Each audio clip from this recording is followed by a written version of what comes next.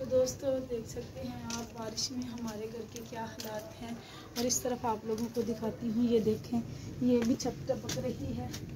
इधर से आके दिखाओ बेटा, ये देखें ये भी टपक रही है।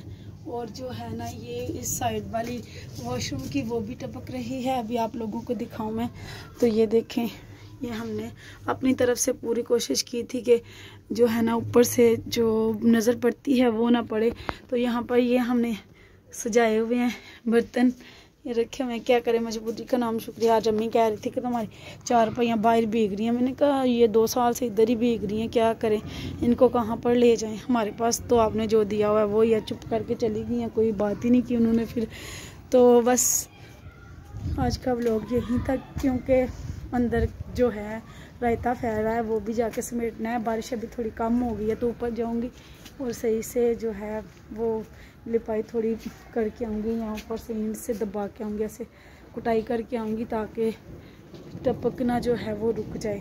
तो आप लोगों को ये वाला व्लॉग कैसा लगा कमेंट्स में लाजमी बताइएगा, दुआओं में याद रखिएगा। आज तक के लिए बस इतना ही, बहुत सी दुआओं के साथ अल्लाह हाफ़िज़।